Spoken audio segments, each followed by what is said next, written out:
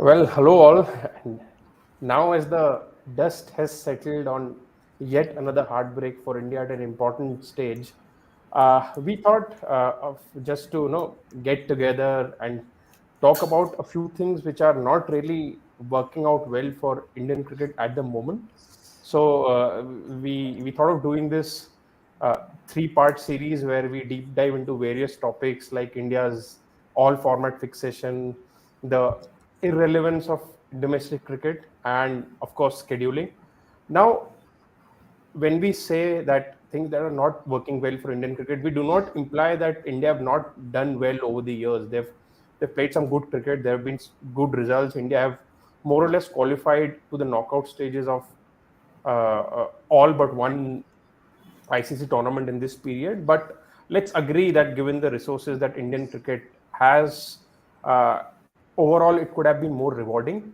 So, yeah, to kickstart this first of three discussions, as always, I have Gurkirat and Nikhil with me. Uh, and the topic that we are going to talk about today is India's all format fixation. So, lads, before I begin, just how are you? How has the break been? And yeah, Buying in all the hype from baseball uh, in terms of how it panned out, how commentary made you believe that England were 700 runs ahead at all the time, but Cummins said, "Abhi hum zinda hain," and a great game that I think just a good segue as well into a lot of things that those two teams are doing right to yeah. winning matches. Australia has won a T20 World Cup recently. They have, of course, the WTC final. England won the ODI World Cup, however you want to call it. So, plenty of lessons from them. But yeah, otherwise, good break. Enjoyed close friends' marriage, and yeah, this is what people who cover cricket do. Whenever they get a gap, they find a way to attend all the possible functions that they can. Yeah, Yeah, for me also, it's been not, for a change. I've not attended any weddings. For a change, that's not happened. But yeah, I've just been taking it easy, just spending a little bit time. I'm trying to be regular with my schedule overall, and before we start into the discussion, I just want to apologize to the viewers who tuned in that we've started late because I got late. So uh, apologies on my front because of that, and not just please don't bash the remaining of the team for that. But yeah, this last test match was one of a kind where, as a neutral, also you felt involved in the game. So good to see these matches, and even the World Cup qualifiers have Yeah. given us a few good games. Yesterday was a very good game between Ireland and Scotland. And yeah, I mean, that basically opens up another room of discussion, which is not for today. But should the World Cup be only restricted to 10 teams, or should the ambit of the World Cup be larger, and it should cater to a wider pool than, which is what happens in other sports as well. But yeah, so far so good. In this break, I don't remember the last time Indian cricket wasn't playing cricket for a 1 month, apart from the COVID times where there was absolutely nothing happening. But in normal times, I don't remember the last time Indian cricket or Indian cricket stars not being involved in any cricket for a Hmm. month. Yeah, I think this is got to do with something with the broadcasting people. India not really finalizing who their broadcasters are for the series, but yeah, that's a information which is not out in the open, so we'll let it be that way.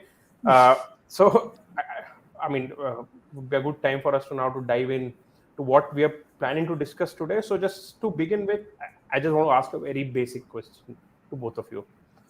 In this era, is it possible to be an all format player? And if yes, what are the considerations? Gurkeet, maybe you can go first. I don't think it's possible anymore.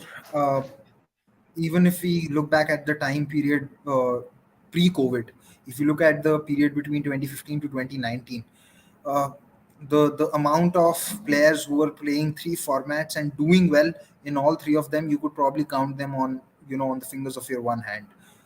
That even if we are to look at the batters, when we consider Fab Four, uh, there was only one cricketer who you could have said that was doing well in all three formats amongst the Fab Four.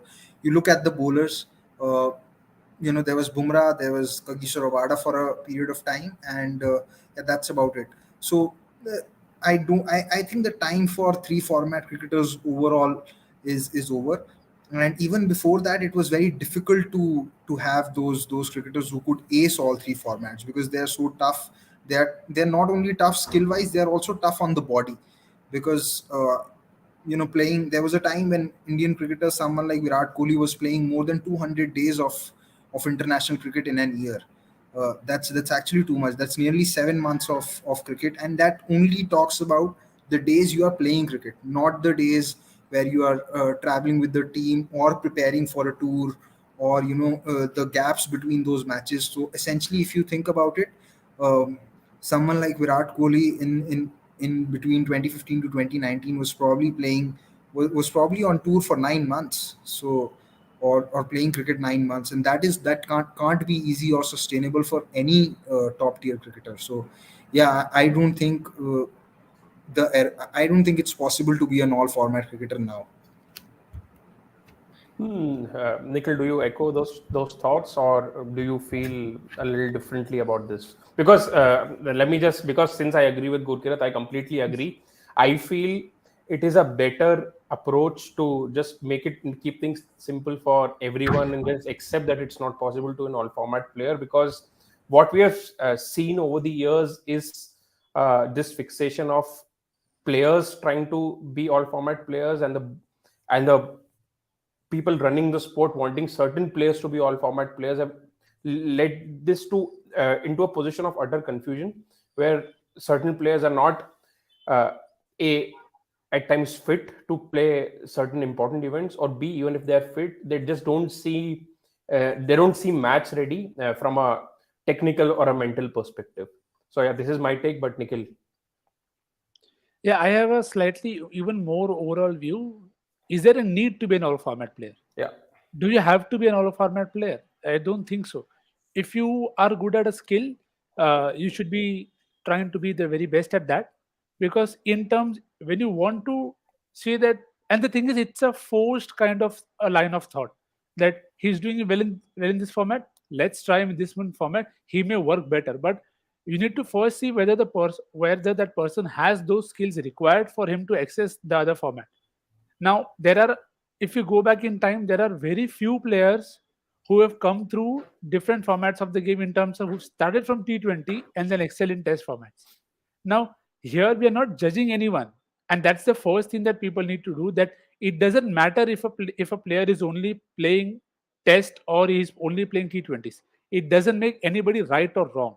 I think there is a very general line of thought among everybody who's involved in the cricket ecosystem, that if you're playing test cricket, then you are a good player, or a player who values the game. I don't think there is a need to have such a line of thought. A player like Taimal Mills, his body isn't fit enough for that. Lasit Malinga had to give up on test cricket to prolong his white ball career. So if you're going to tell a person that you are great at this thing, but we are obsessed of wanting you to be looked as a ideal cricketer. And I think it's also to do with how we think about cricketers in general, that we want everybody to do well everywhere. But it's not possible. You have to accept Hmm. that eventually it's a sport with a lot of uncertainties played by humans at the end. So Yeah. be open to that, and back the specialists. That's all the game is demanding right now. To put an engineering analogy here, uh, you can't you can't expect a civil engineer to code as well as a software engineer, or you can't then expect someone who's been a software engineer all his life to then be on the construction site and start thinking like a civil engineer. It's not possible. They might be, you could say yes, that the basics are the same, but they're still very different branches of engineering and profession.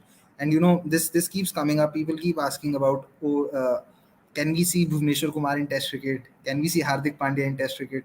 There's a reason why they're not playing. It's because their bodies can't take that load.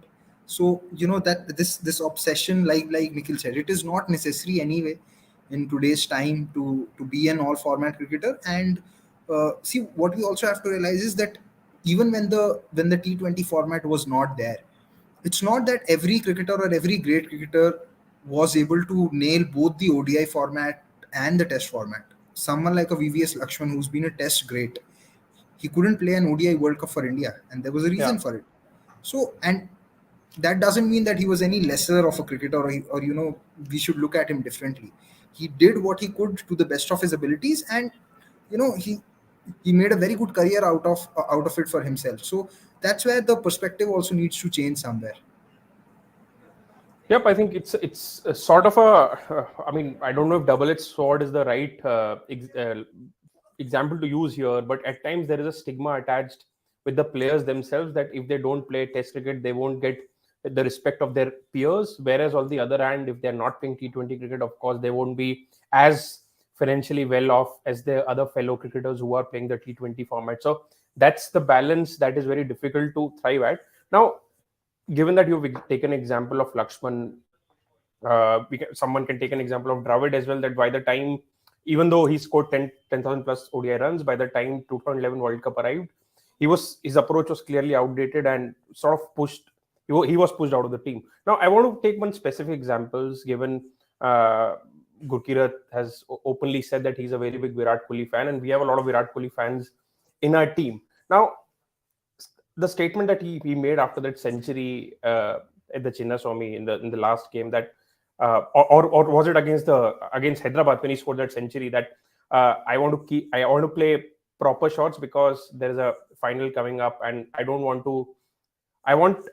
want my test game to be affected. Now, as a quote, it always gives him a lot of plaudits that, oh, this guy's a purist, he doesn't want to mess up his technique.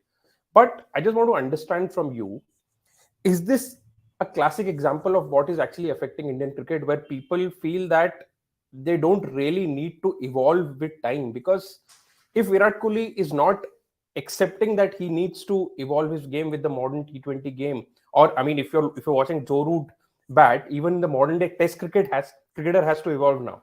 So, do you think here is the best Indian cricketer, and by far the only Indian cricketer who is seen as the best cricketer of his generation, is actually not setting the right example?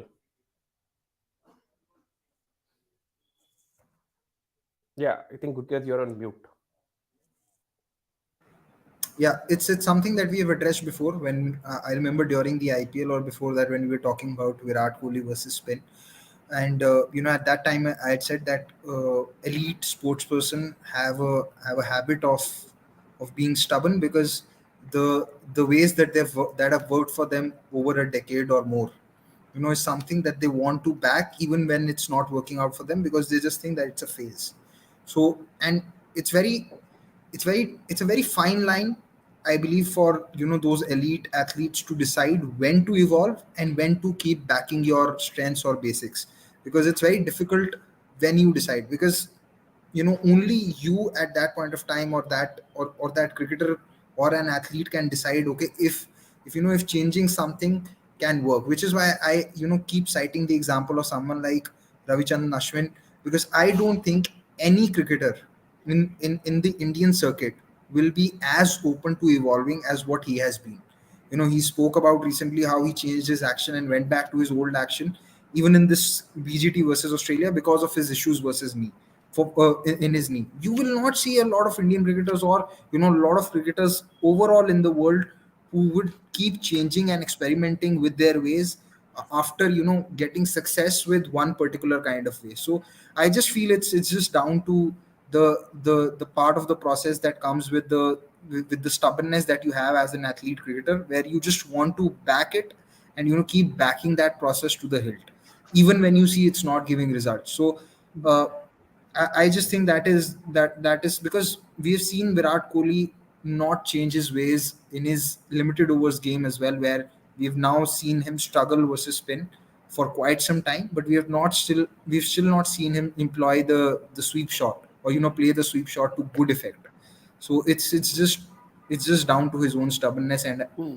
I don't think there's any other way to address it. Probably he himself can talk a lot more about why he's not trying out those shots, because I believe from what I have seen of his game that if he does add a few shots in his armory, like I feel that he's also stopped stop playing through the square region behind, through the square region behind the wicket on the offside. I think if he starts opening up that region, he will open up a few more scoring shots for himself in test matches, and it will make his life easier.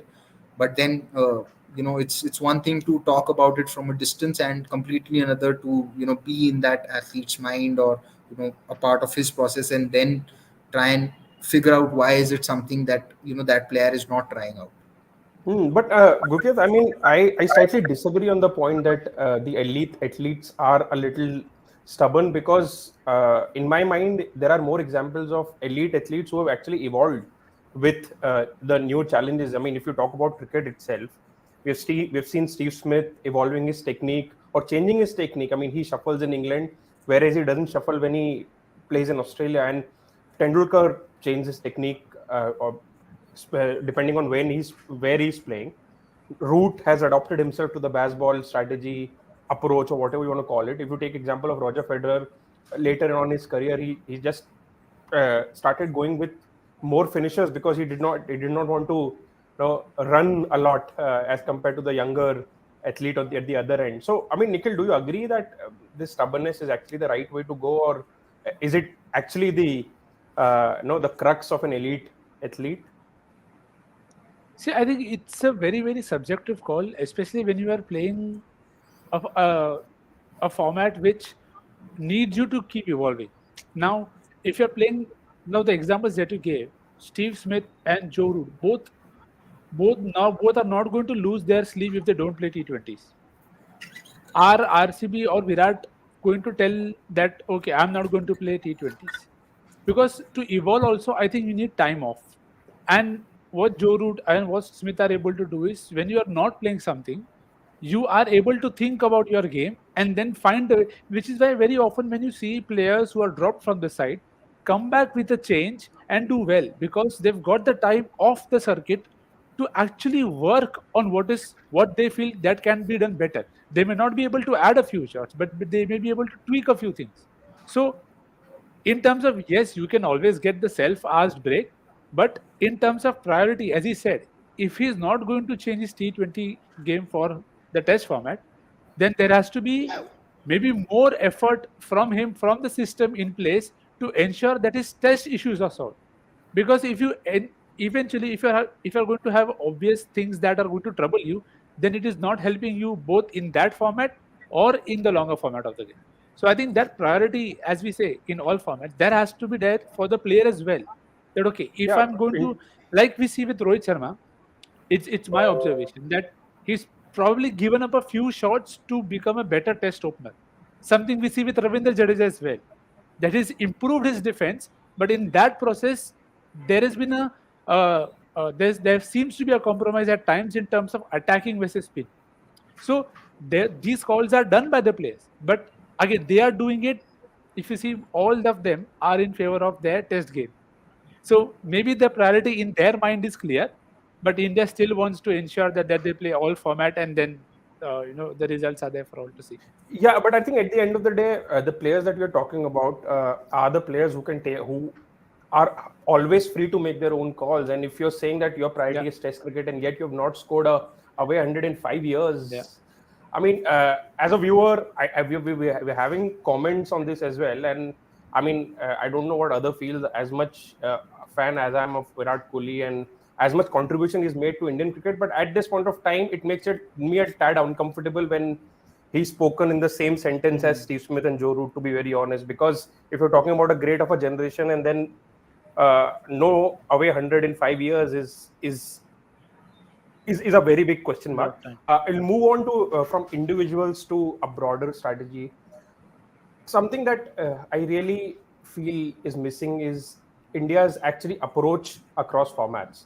Now, one thing is to just have all format players, but do you really see India having defined approaches across formats, that this is how we want to play Test cricket, this is how we want to play ODI cricket, this is how we want to play T20 cricket? Because at the moment, it just feels like if you're playing Test cricket at home, if it's a tougher opposition where you feel underconfident, you just dish out rank turners because you have to win, because ultimately you have to qualify.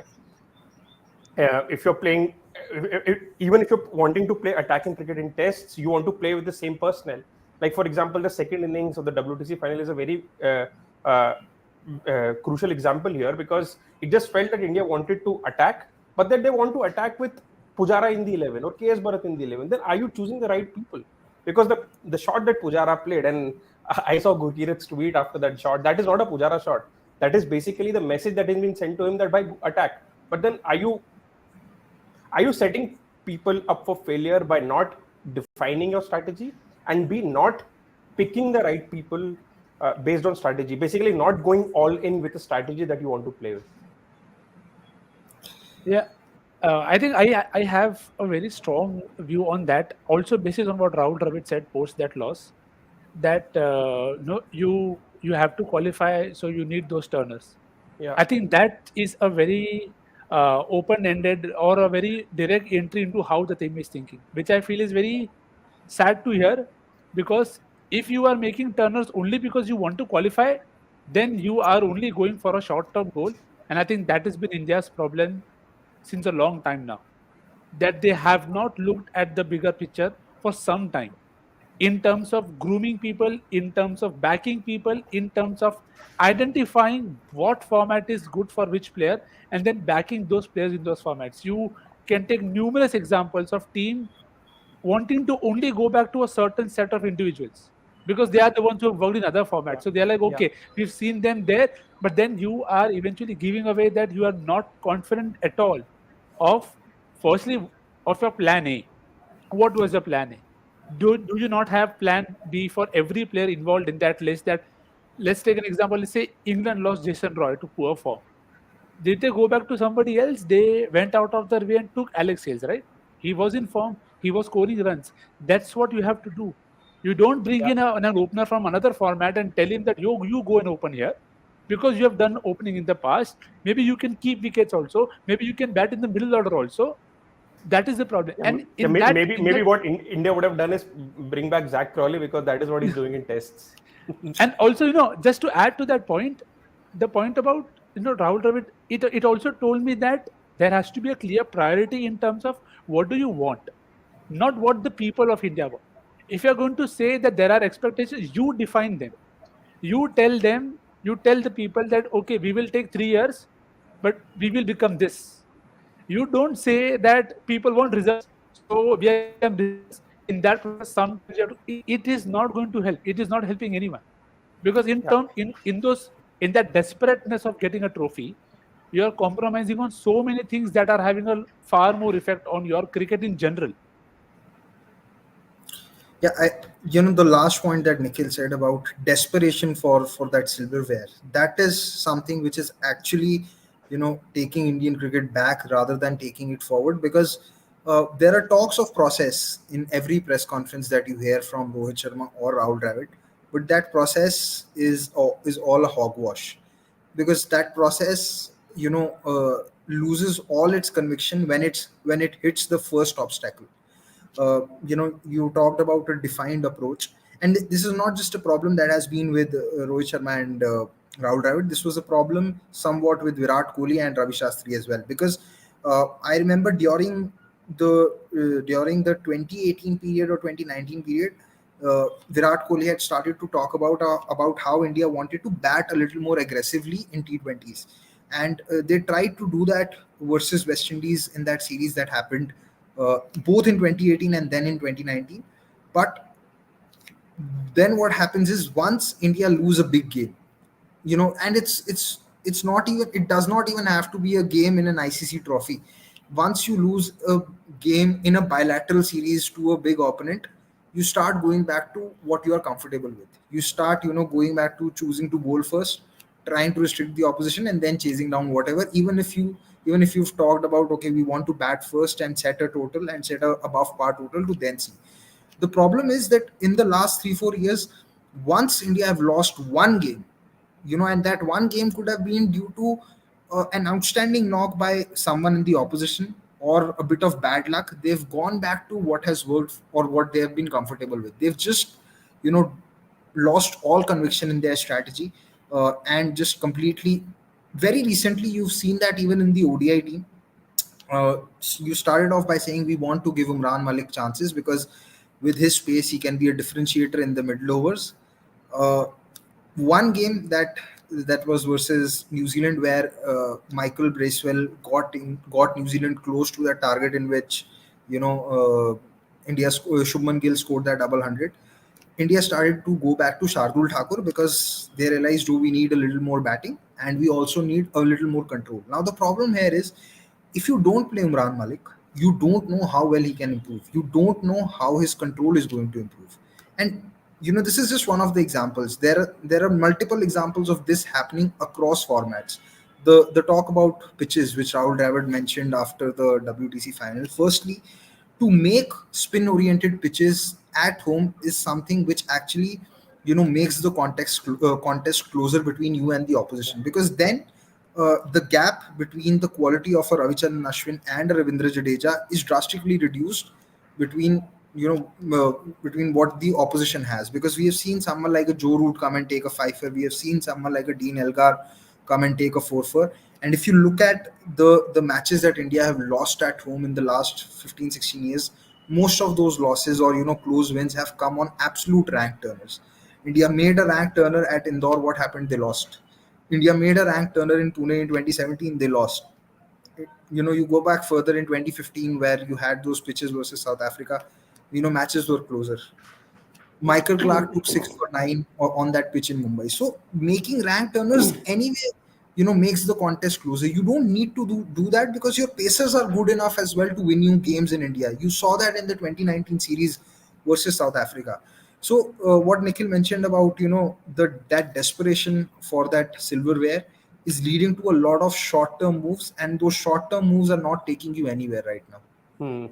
Yeah. So And just also, just to add to that point about having a strategy. I'm not a cricketer. I'm not an international player with a test game or something.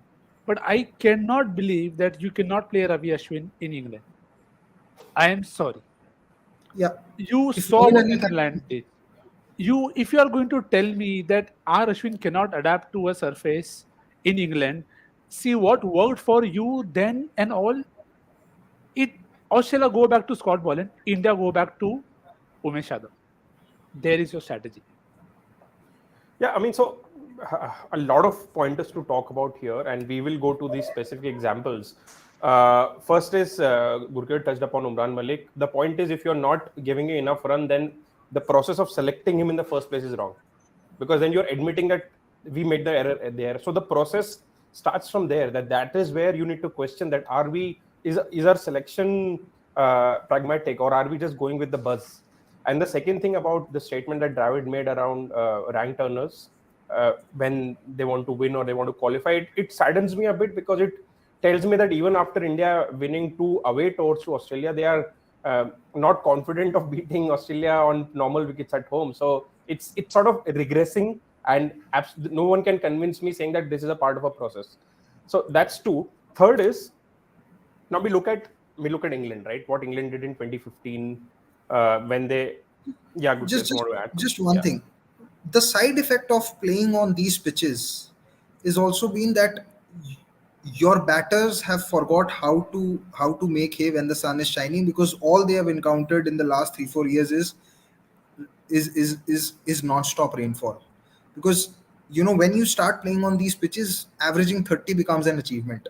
Yeah, So true. I mean, when yeah. So it's of course this is one of the side effects. Let's not get into the pitch conversation too much, because we have other fishes to fry in this debate. I just want to touch upon India's likely strategy, and I pointed out that after 2015 World Cup, England were adamant that they want to evolve as a white ball team, and they dedicated their entire focus on improving there, and ultimately it reaped rewards with a 50 over tournament win and a 20 over tournament win. Similarly, over the years, we have seen Australia always prioritizes test cricket no matter what. There have been players who've never played IPL or have played IPL just for one season because they want to keep themselves fresh.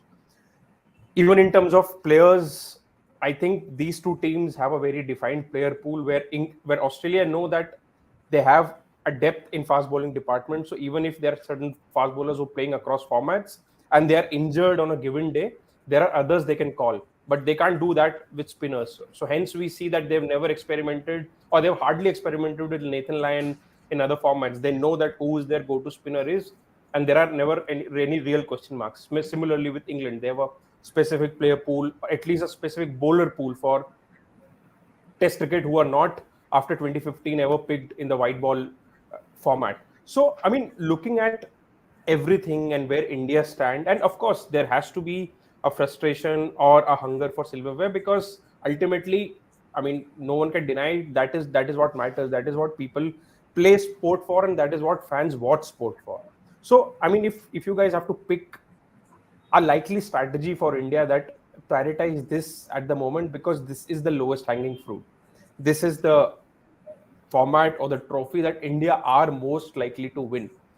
So what would that be, and what would you guys do to sort of prioritize that? Ki, haan, bhai, this is what we need to do, and let's just nail this.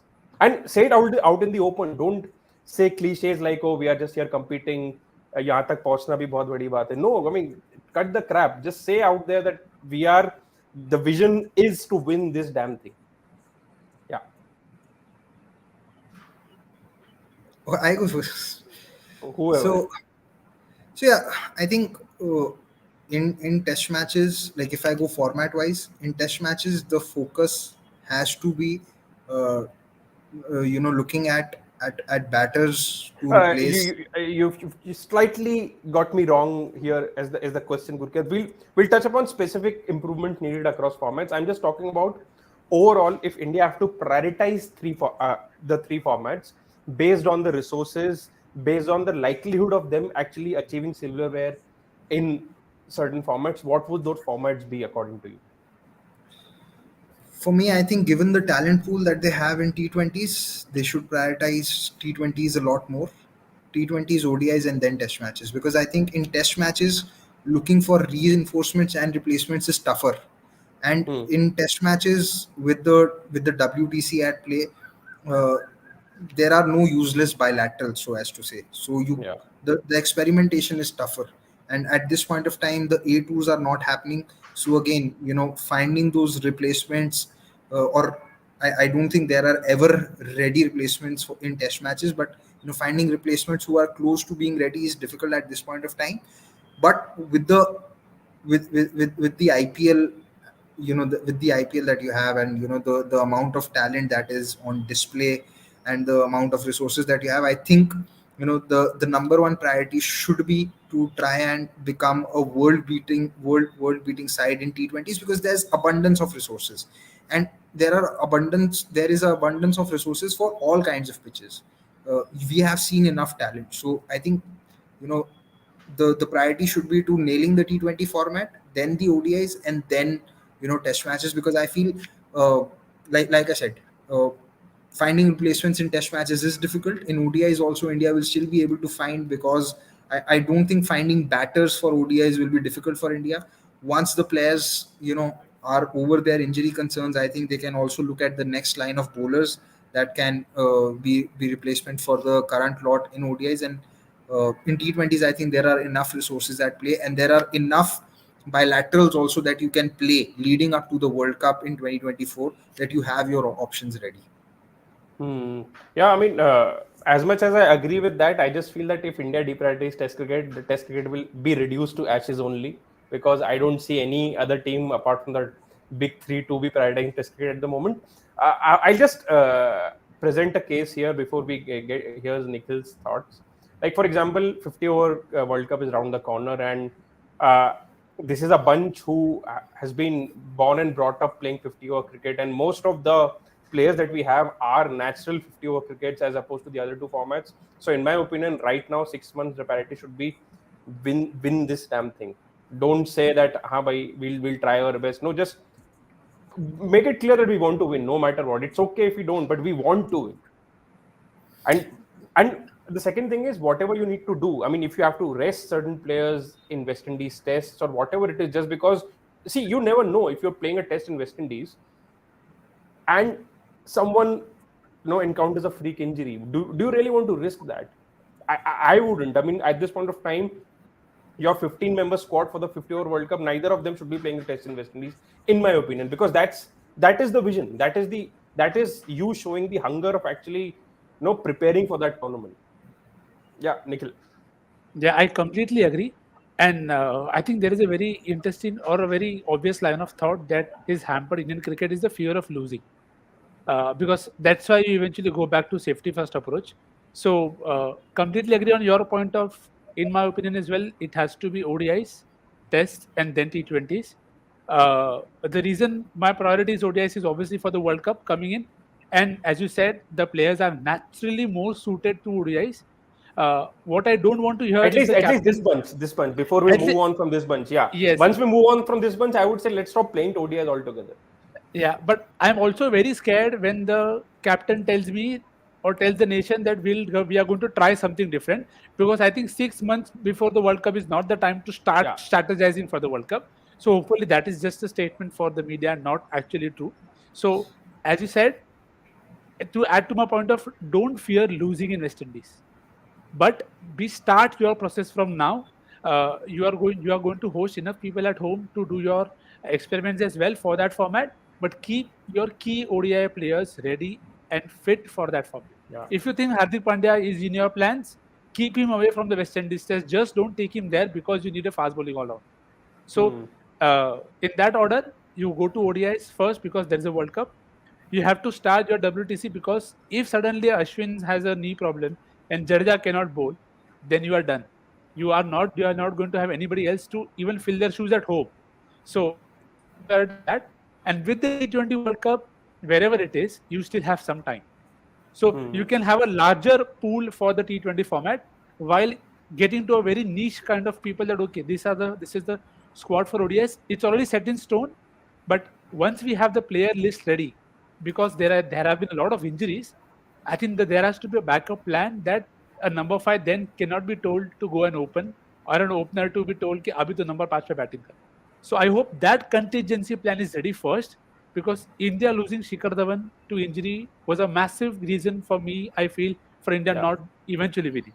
So I think Yeah. that put plans into disarray. So hopefully those plan Bs and Cs are there for ODIs first, then you go to test, and then of course you have T20s. Yeah, I mean, ideally you should have a backup for every position. Like for example, Yeah. you're already playing your ODIs with a backup keeper.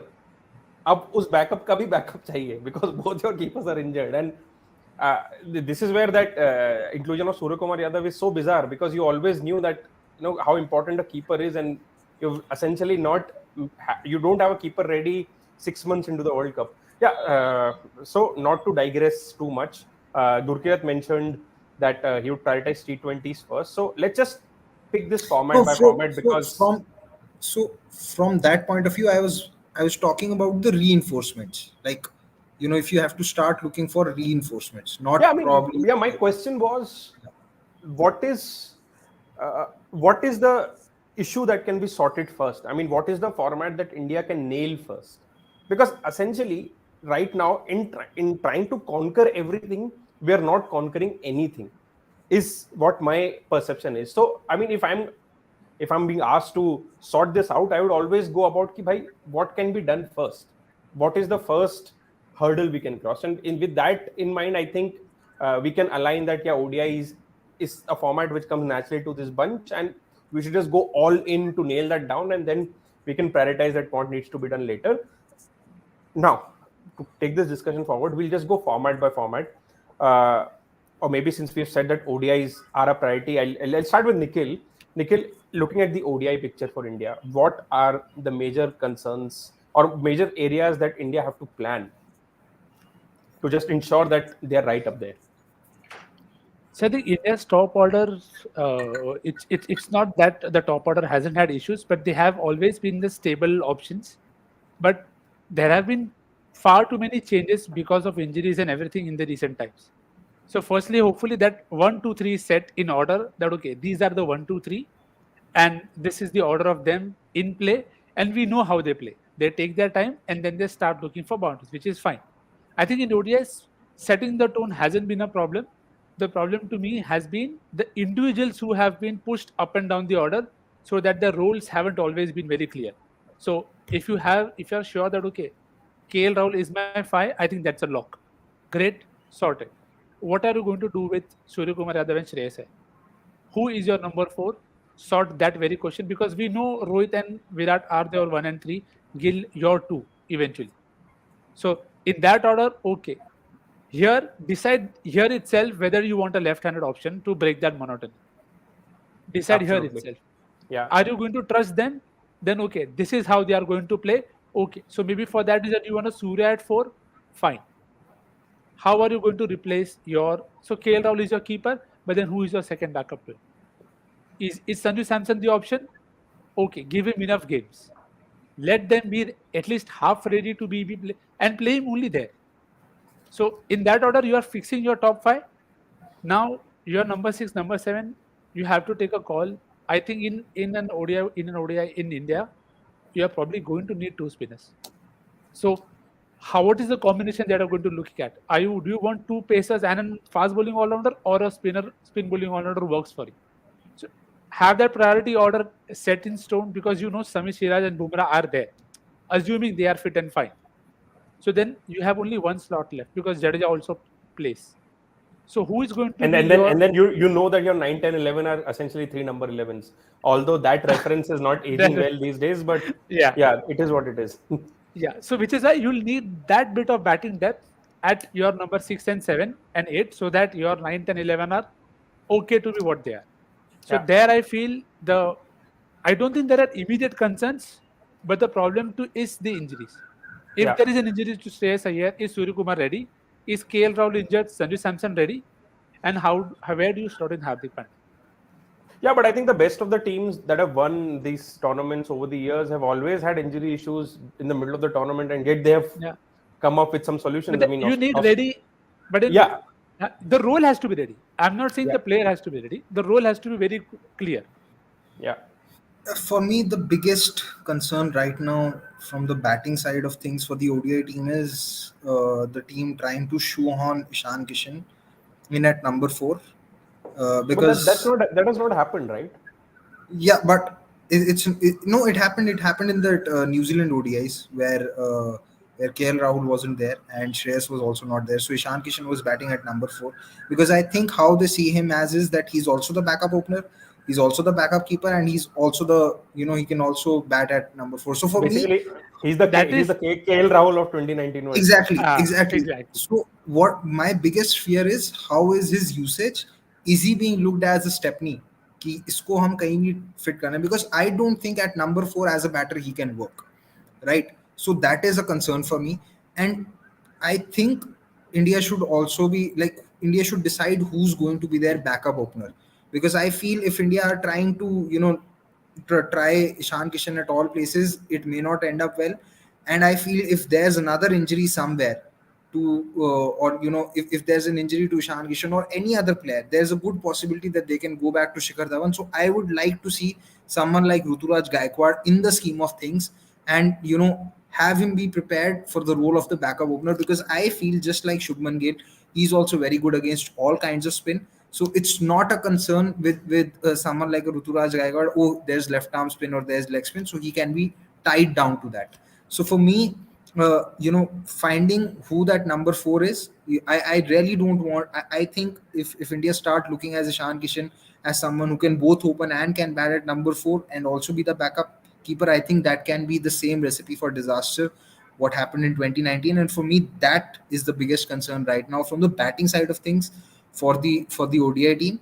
And from the bowling side of things, who's going to be that number 8?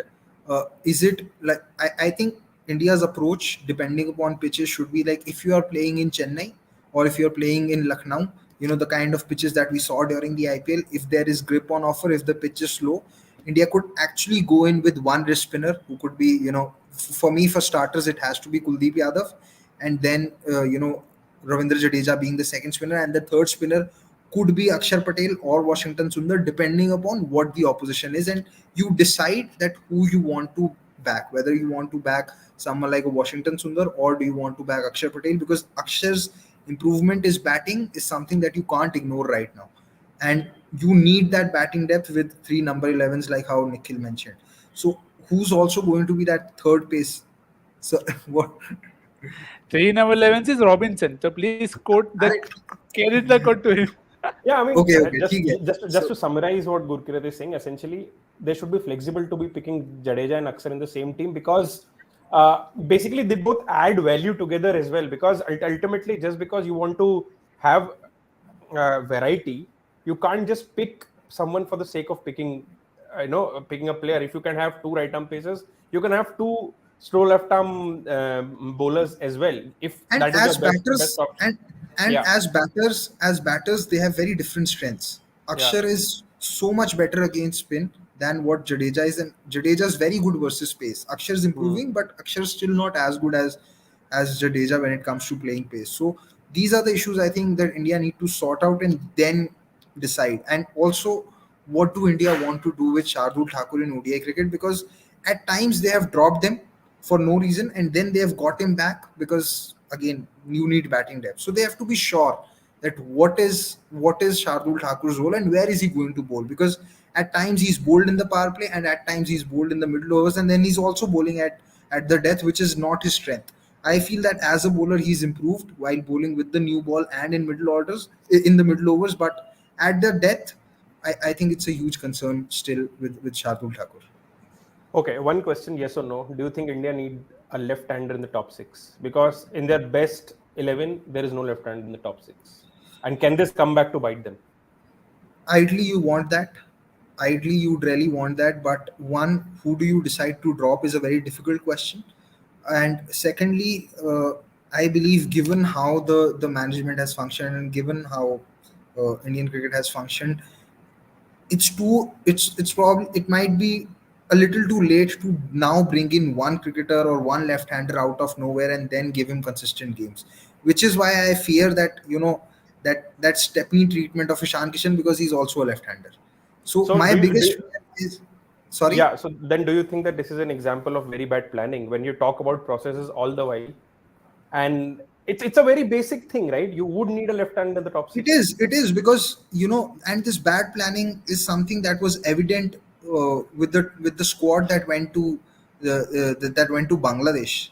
That squad which went to Bangladesh, it did not have a single wrist spinner. Ravi Bishnoi has been out of the reckoning for God knows what reason. It did not have. Ravi Vishnu is a topic will come in the next episode. Yeah, We'll have a lengthy discussion on him. yeah, so there was absolutely no leg spinner. Your number 6 was non-existent because you played with both Akshar and Washington Sundar, with one of them batting at number 6. And then you did not take Shubman Gill to that tour. You did not take Surya Kumar Yadav to that tour. You had Rajat Paridar, and Rajat Paridar was then dropped and Surya Kumar Yadav was brought back. So that Bangladesh tour, or that squad which went to Bangladesh for that ODIs, that was the epitome of the bad planning that has happened under this management. So I have an option. If you take it, would you push Jadeja at 5? Where does KL Rahul then bat? I don't KL Rahul have bats problem 4. with Jadeja No, KL batting at Rahul 5. bats 4. KL Rahul bats That 4. that means Shreyas Iyer has to be left out of the 11. Or you use him as a floater. I don't think that's a problem. 5 or 6. Eventually, their entry point is very much same. After 30 overs, depending on whoever is, say there is a lot of pace up front, or you want to target that, you I can would use actually them do accordingly. it the other way around. I would rather use KL Rahul as the floater because I Yeah, mean maybe. something So in even his game tells me that if he's out there batting the last 10 overs with his clear mind, yeah, he'll yeah. do a very good job. So whichever. I'm just saying you solve the left-hander problem with Jadeja, Yeah. because my point is you cannot take anybody for the sake of it. So take somebody who's better in the system, Yeah. and then you can use him with the ball. So it adds an extra value. You can play somebody else as well for those conditions if you want to. And what if Shreyas Iyer is not fit by the end of the whatever by the time, let's say Shreyas Iyer is not playing the Asia Cup.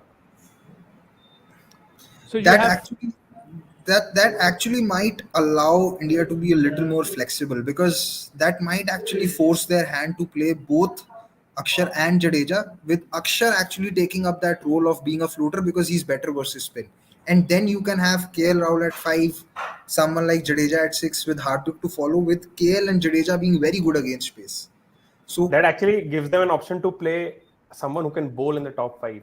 Have both exactly exactly Akshar that. and Jadeja. yeah. Yeah. Exactly. Yeah. That might Yeah. just free them up, because if Shreyas Iyer is fit, I don't see them dropping him, and for right Right reasons. reasons. Right Decent reasons. reasons. Yeah, yeah. Because he's actually grabbed every opportunity that is there. I mean, I was looking at some numbers. He probably has a 50 in every 2.5 ODI innings. So So he's eventually, we are agreeing on, as of now, Surya only has to be a backup and not part of a 11. Hmm. yeah. Yeah, yeah. And also, I mean, I don't know what you guys feel, and if KL Rahul is not recovered in the time of the World Cup, which is surprising, his replacement should be Sanju Samson, but I won't be surprised. And in fact, I'm confident that his replacement would be Ishan Kishan. Yeah, I that's just hope my biggest I fear. just hope whoever is the replacement is told that this is where this is the only place where you're Yeah, going to play. Do yeah. not take somebody he can do everything, because it has not worked in the past. It will not work ahead. And there are good 11, 12 ODIs India are playing before the World Cup. So I mean, even if you give Ishan Kishan like 12 ODIs at number 5, you would have a fair idea where does he Yeah. stand. Okay, I mean, this discussion about ODIs has gone a little longer than I expected. We won't touch upon personals as such. Let's just talk about roles. So I just want to touch upon the other two formats as well. I'll let Gurkir, because Nikhil talked about ODIs first. Mhm. I'll have Gurkir talk about T20s. What are the big roles, approach, whatever you feel should be the next steps for India in T20s? Yeah, I mean, again, they have to be very clear in terms of uh, who, if between, like, which batter is going to have, like, say, the lineup that I look at potentially is Gill and Jaswal opening with, I'll have Surya Kumar Yadav at 3 and 4 depending upon Yeah, this is where this the is the, this is the rabbit hole I did not want to enter. The players. I just wanted to talk about roles. Are there any specific concerns that India do not have a spin hitter, yeah. for I example? I think at Yeah, this or point of India time. do not have adequate left-handers. I mean, just wanted to Okay, so I talk think at about. this point of time, they need a pace hitter in the middle order at 5-6, because Hardik Pandya's game against pace has become concerning over the last year and a half or 2 years. So they really need someone in that middle order, maybe batting at 5, 6, 7, who's good versus pace and against all lengths. So that is, I feel, is the biggest concern right now, because they will eventually find spin hitters who will do well, because we've, like I said, there is, I don't see uh, I don't see a scarcity of resources on that front, but finding a good pace hitter and giving him game time would be important. And then again, trying to figure out who that number 8 is and who's going to be your wrist spinner, because at this point of time, again, I feel that India are not playing their best wrist spinner, and that number 8 who can also bowl and give you some batting is also important. And with that role, India has struggled in recent times, and again, I don't think that they've found out who's going to be that player. So these three roles is something that they need to look at very carefully. Hmm. So any candidates आपकी नजर में for being that pace hitter and players who can play at number 8? So, before this IPL, and this is something that we had discussed as early as December, that someone like Sanju Samson should be taking up that role, but he did not take up that role for Rajasthan either, and he's not had a very very good IPL. So I don't have the same amount of confidence that I had earlier, but I'd still like to give him chances in that role, provided he's also comfortable with that role. If he's not going to take that, then the other two options are someone like a Jitesh Sharma or a Rinku Singh, because Rinku Singh, uh, across the 1.5 IPLs, this IPL and the previous IPL, he showed that he has a very good base against spin, and against pace. And the way he's been able to maintain his shape while going after pace is something that should keep him in good stead. And his record in list A format and other formats is also decent, so he could be one of those candidates. And yeah, I mean, apart from that, number 8 is, again, unfortunately or fortunately, that is the same Shardul Thakur problem. There's a reason why Shardul Thakur gets those big bucks in the IPL, because there is next to no competition. And India have also not been, and with this impact player rule that has come in, it's going to become tougher to find that number 8 who can bowl and can also give you those big hits. So It's Yeah. So now again, given that we are talking about structural issues and issues, very broader issues than what just is affecting Indian cricket at the moment, do you think again is it a planning issue? I mean, if someone is running cricket for India right now, I mean, should they consciously be looking at players at under 15, under 18, under 19, whatever under level, to ensure that there are up and coming pacers who can also bat, because there is a dearth of a replacement for Hardik Pandya. There is a dearth of a pace option who can actually bat at 8, and that is the need of this hour.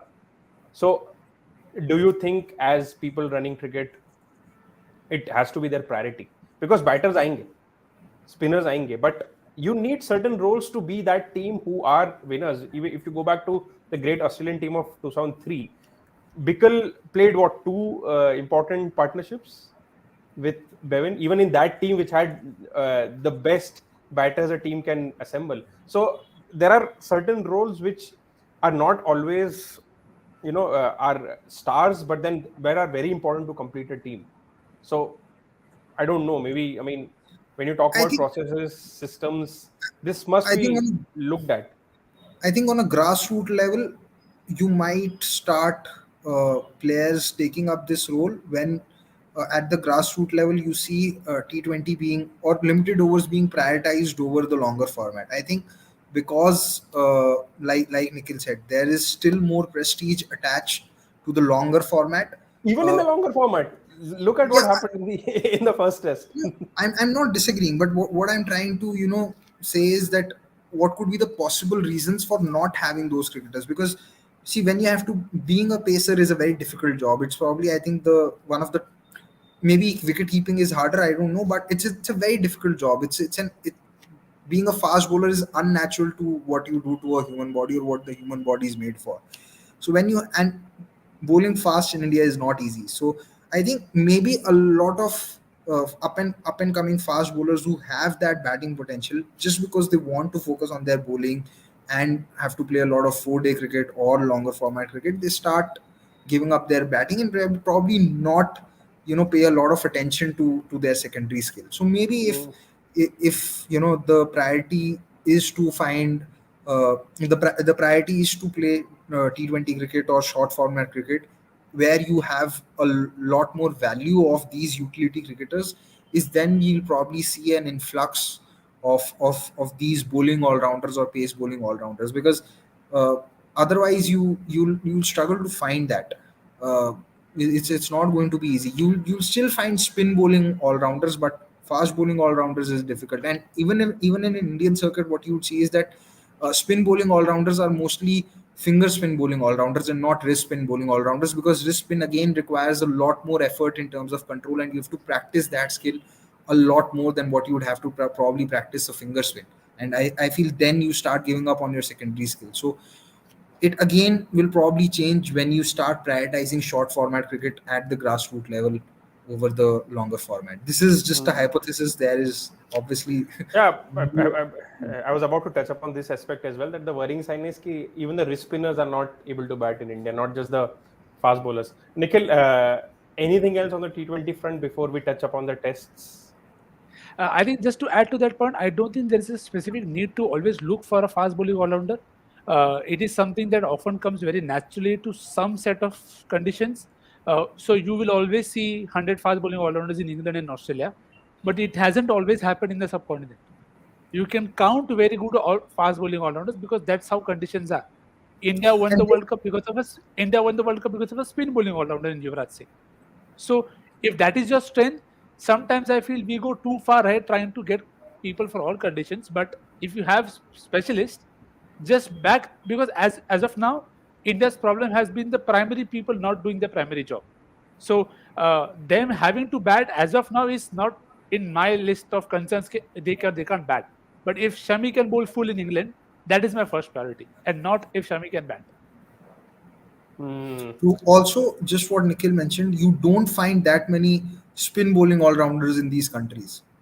So it's also condition based, because Yeah, again, there is a reason why Moeen Ali comes back out of nowhere and not a domestic spinner who's working every day of the week. yeah. So a lot of these things are condition based, which is Yeah, very, and it's difficult to fight those conditions. Hmm. Yeah, I mean, moving on to test matches, and I'll just give my 2 cents first before we get the thoughts of you two. I feel test cricket is where I see India having uh, the biggest headache in terms of the future planning, because I mean, there are so many question marks over the potential replacements for Pujara, Kohli, and Rahane, because I mean, it will be very near in the future, if not immediately, that we'll have to look for replacements. Then, and at least one of them has to be a left-hander, because you can't just keep dishing out righties. Who is Pant's backup? Because Pant is essentially India's best test batter at the moment. If he's not fit for an odd series, I mean, we don't even know how would he recover and what kind of a player he'll be. Hope everything is all right. But then again, you need to see who that guy is, because the gulf between Pant and I'm forgetting the name. KS Bharat. KS Bharat is massive. And then even in the domestic circuit, you won't even find a single off spinner who can play for India right now, because obviously you guys will say Washington Sundar, but then again we come back to the point of having all format players, because India would need Washington Sundar in other formats.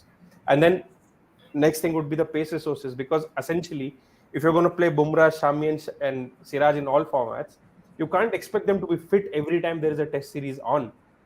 So yeah, I mean, test में तो और ज़्यादा they have to put their heads together and plan that what are the resources for the red ball. No, whenever there is an important red ball series. Yeah, even you missed another very important cricketer from a test scheme of things. That is Ravindra Jadeja. I mean, Yeah, it's one thing to replicate his batting in Indian conditions, and it's completely another to replicate that batting when you go to England, Australia, or yeah, even South Africa. So yeah, with the test team, that there has to be a lot of work done, and I think those improvements can only happen, and that transition can happen by the end of this cycle very well, if India are okay with not if India are okay with risking the qualification for the final in this WTC cycle, yeah. And this is because where I feel that whoever is going to play the ODIs, maybe Rohit Sharma, Kohli, just don't make them play West Indies test. There is nothing to lose. Take a proper new 15 players. You will at least identify certain elements about certain players, because you already know what this bunch is going to give you. Even if a few of them score 100 in West Indies, you'll still have your question marks when they go to an important tournament later in a couple of years. Yeah, yeah, that it sounds good it in won't happen, I theory. know. Yeah, It sounds good in theory, but no, I mean, even if I was speaking from a very uh, per- personal point of view, but even if, say, I was in charge of this, I would also be very skeptical to sort of blood in a completely new side in the West Indies, because the theory that I have is that you want to ensure that maximum number of players that debut, or a youngster should ideally be debuting in home conditions, in conditions which he is more comfortable in, so that then he can maximize his skill or form or confidence, whatever, and then carry it forward, right? India got lucky with this fact that when the 2013 tour to South Africa came, Virat Kohli was able to score the 100 in his very first innings. Ajinkya Rahane just took to test cricket, especially traveling overseas like fish to water, and it prevented another cycle of what happened in England in England and Australia in 2011 and 2012. But if India are going to straight away start throwing players to the deep end, it may not work, and it then might have a more cascading effect, where if you lose a series to West Indies, or if you forget losing, you see, even if you win, but if you don't have any of these new guns scoring enough runs, then what do you do when you have to tour to South Africa? So I think transition has to be in phases, wherein, like I said earlier, someone like a Pujara and Umesh Yadav make way for another batter and another pacer that comes in, and then after South Africa, you take a call on Ajinkya Rahane or Virat Kohli or maybe even Rohit Sharma. At this point of time, I still feel that Rohit Sharma as a batter offers enough, and he's been the better batter amongst the four players without a doubt, and he's been far better. It's not even a question across conditions. So I still feel that India need Rohit Sharma, the test match batter, at least for a year, or maybe till the maybe till at least definitely till South Africa. I am not so sure if Rohit will be able to sustain his fitness till Australia next year. That is something that I'm not looking at. But I think till the tour of South Africa, the transition has to happen in phases. And after that tour to South Africa, when you play at home, when you play England at home, that is when you look at blooding a few talents, because that is where you have a lot of bankers who can ensure that even if your those new talents or new recruits don't work out, you have still 6 7 bankers in the team who will ensure that you will win the series. You'll not have to make drastic changes. So Yeah. I feel it has to happen that way, because just blooding in new players straight away True. without Yeah, knowing. yeah, yeah. So what I meant was, in the grander scheme of things, just preserving your crucial ODI players who are going to be the part of the World Cup. When I said bleeding in the youngsters, I don't mean no make 11 debutants play, because No, Rahane is still going to be there. I Uh, understand what you meant, but yeah, I feel Pujara's done right now. So you can't play Pujara, and you need Rohit Sharma. With Kohli, again, you'll probably have to give him, given his stature, give him those 2 series. Although his spot in Test matches should also be under question, because, like you mentioned early on, 5 years without an away 100, and he's been averaging under 30. That's your number four cannot be averaging that. So, but yeah, I am myself not very comfortable with the idea of dropping all the 4 batters, because uh, I think it's just asking too much of the yeah. But young I talent. think this is where the flexibility comes in. You're not really dropping them. I mean, not dropping all of them.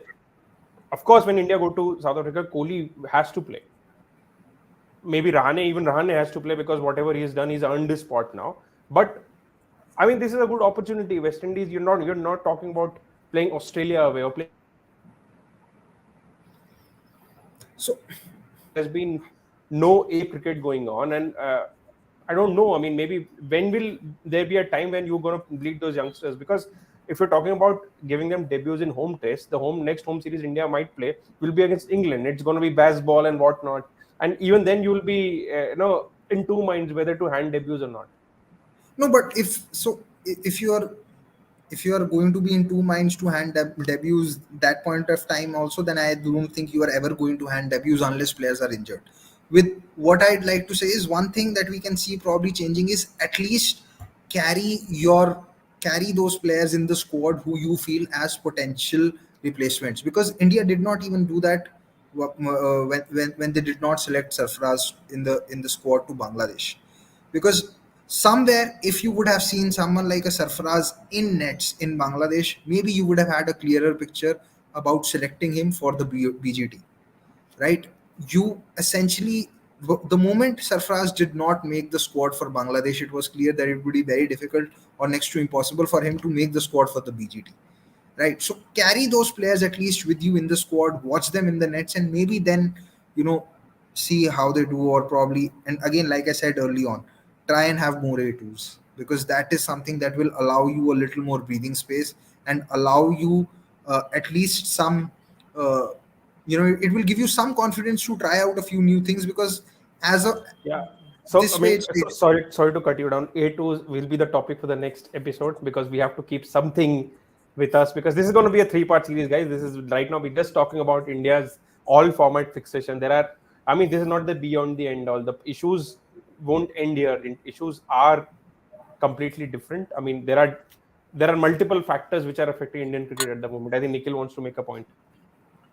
Yeah, and so the thing about reinforcements is also, you can't look at an Ishan Kishan, take him to WTC, and then him wanting to opt out of Duleep Trophy. I don't think it looks good that he is your backup keeper. You are telling him he is your punt replacement, but then he's the guy who's backing out of your season opener Duleep Trophy, citing that he wants to prioritize white ball cricket. So, what is the message? Does he know? Do you know? That is the kind of messaging that also has to be taken care of. I'm sure we'll talk about communication, but the point is how you're looking at those reinforcements. You can't look to replace Pant. Pant is a generational talent. So when you're looking for a backup, you have to be smart enough to understand you will not get another like him. What you have to find is, as we've been talking, identify a strategy that, okay, England have compromised on wicket keeping for runs. Are you going to do the same? If yes, then these are my five options. If no, these are my five options. That priority and clarity has to be there when you're looking for reinforcement, because in white ball formats, you can get away. You'll not be able to get away in the longer format because the next one will not be ready. You'll have to get them ready in the process. So I think that role identification is very, very crucial. And I do agree with both of you in parts that I don't think you can only give people debuts in a home season. You have to start the process earlier because you have a lot of overlap between the guys who are going to play the ODI World Cup. So somewhere down the line, that process has to start that, okay, these are my next five options. And then the other five also have to be ready. If you lose it again due to injury, you still need a backup to him. So it is what it is, but you have the resources so you can plan it better. And the worst Yeah. part is even your home tests are going to happen on ranked turners, something that no player has ever prepared for because you don't have such pitches in Ranji Trophy. Yeah, so on that part of debuts, I will be completely okay if someone like Abhimanyu Ishwaran or Yashasvi Jaiswal gets a debut in West Indies with Shubman Gill batting in the middle order. That is something I'm completely okay with because one has a lot of runs under his belt and a lot of confidence under his belt. Has also done well in for India A. For in he scored 100 in the Duleep Trophy, in the Irani Trophy final. So he's clearly a cut above that competition. And the other has had experience. You've taken that player to different countries. You've seen him from close quarters. He's done well for India A. So if that would be still you'd still be backing players who are at least sort of ready to some stage, right? uh, and then you are probably what I feel giving someone like a Shubman Gill a position where he can do much better than what he's doing as an opener. So I'm okay with that. What I was talking about is complete have a new number 4, have a new number 5. That is something which I And communication can be very different, right? That yeah. these guys And are what these, Nikhil are these mentioned, guys are rested for the tour to preserve them for the 50-over World Cup because we want to win it. the players are only rested in Indian cricket, or they have a niggle. No one gets dropped. I don't remember the last time a player was dropped. After, Yeah. I So mean, what's been the most funny thing in the last 2 years is Indian chief selector coming and saying Shikhar Dhawan has been rested for the 2021 T20 World Cup. nothing nothing next level, tops next rest. level. Yeah. So yeah, before I just ask my last question for the day, I'll just take one comment, and this is from our very own Pranav Anand. Do you think a team higher up has to set the tone first, and then the players in the system follow, rather than the other way around? What England did in all formats.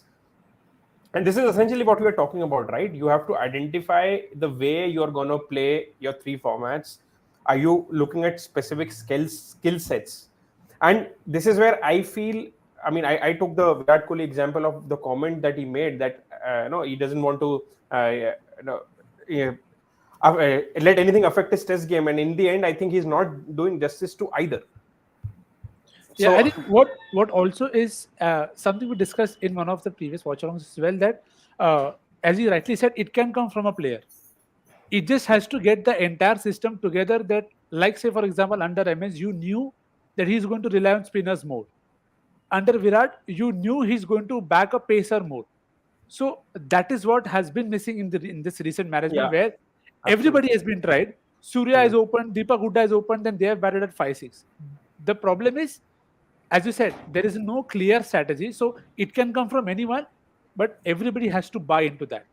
Because India is, you have to manage a lot of people, especially in India. So to take care of all of them, you need everybody to be involved, and then you can set a strategy that I think they did a fair job in, to credit to Rahul and Rohit in that regards, that they said they would bat aggressive. So keyword is said, which is fine. They did that in bilaterals, but there's also the line where you have to not draw. You have to draw that line that, okay, you can't open with Surya and then say that we are giving batting time. Roles have to be respected. People have to be respected. If Deepak Gudda is opening against Ireland, tell us what he's doing. So again, I'm sure I'm not going to go into communication part, but the thing is, you chalk out a strategy. That's third episode. That third episode. So you chalk out a strategy, you stick to it, and I would just want to address. I know a lot of angst is also that people react this way. So it will be covered in part 3. that if you tell to people, they will not react that way. Hmm. The reactions are louder because nobody has any clue on anyone. Yeah, I mean, So like for example, what England cricket are doing right now. I mean, we know that when it comes down to creating an echo chamber, no one can do it better than Indian cricket. Now, if you want to create a personality out of your own cricket, might as well set the example, like what actually Kohli and Shastri did with Test matches. They were very clear that this is the format we want to prioritize. This is the way we want to play it. We want to take pitches out of the equation. We want to take draws out of the equation. We want to win away from home, and they did it because they prioritized it, and then they understood that what needs to be done. And this is what I'm talking about, that what Indian cricket is missing at the moment is actually identifying that across formats, what is your priority, which format is your priority, and what needs to be done to sort of just win everything possible in that format. Okay, enough of all this rant. Yeah, I think what Pranav said, uska ek line ka answer ye hai, at this point of time, this team doesn't have a gunda. It is because her team mein ek gunda hona chahiye, and that person can set the direction in which the team wants to. yeah. I mean, So at this point of time, Indian cricket is a headless chicken. One of the reasons why it's directionless is because one day you want to move towards the north, and the next day you want to move towards the west, and the third day you're like, Abhi, I want to go southeast. So that is the problem, which is why it creates a lot of confusion. And you see, what you're seeing is that essentially you are trying to put a band-aid on each and every issue without actually you're addressing the symptom and not the disease in every facet, which is why when you try and attempt once, fix one symptom, you realize acha iska side effect ye hai that this is going out of, this is becoming bad. So symptom correction ho rahi hai, cause nahi correct ho raha. And as far as I've understood, Indian cricket fan, they're easily forgive 2-3 losses if you have one odd win in the somewhere in the middle. If you end up winning certain things in one format, they easily forgive other things as long as something is being done. But right now, I mean, it just, like you mentioned, that Indian cricket at this point of time seems like a headless chicken. To wrap this conversation up regarding the all format fixation now and actually give a tangible solution, do you guys feel that the current contract system that is placed in Indian cricket is outdated?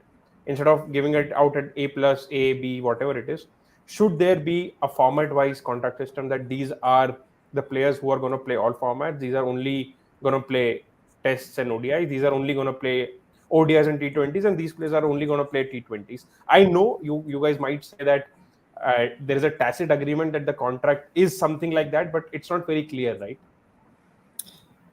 It goes back to what Nikhil said at the very beginning of the conversation.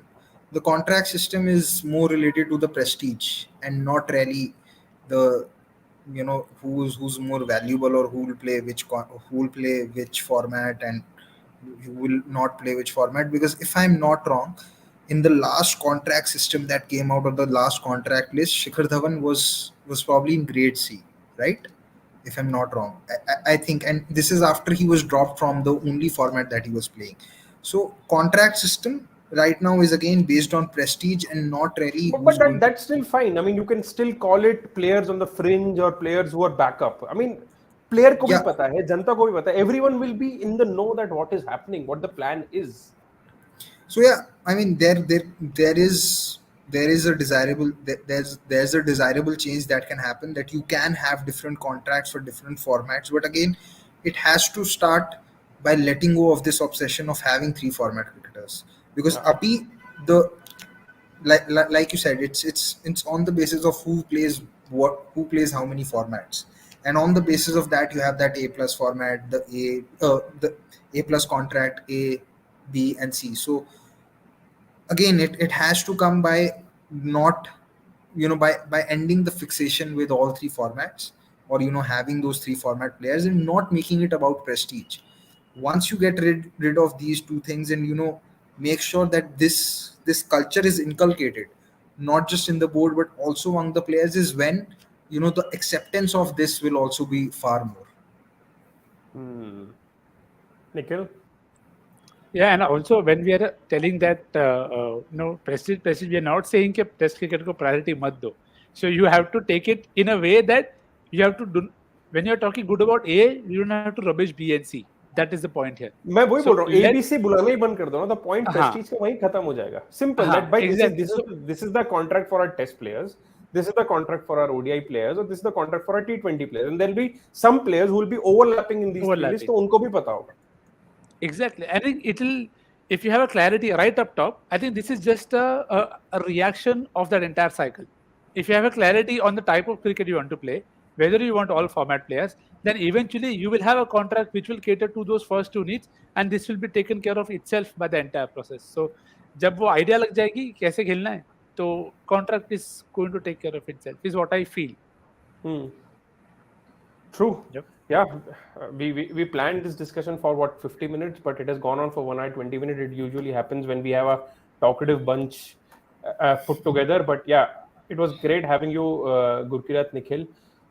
We will be back probably next Monday, and the topic for our next episode would be around the irrelevance of domestic cricket. There'll be a lot of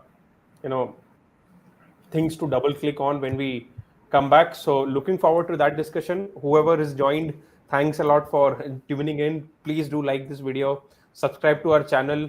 There is not a lot of Indian cricket going on at the moment, so we thought this is a good time to chat and talk about things that are affecting Indian cricket at the moment in a grander scheme of things, and not just reacting to the WTC loss. Because what I saw in the media, players who were actually people who were actually participating and rejoicing in the IPL after the WTC loss ended up blaming the IPL. So it is very convenient, but we as a group felt that the issue is much larger and cannot be solved by just blaming a certain event.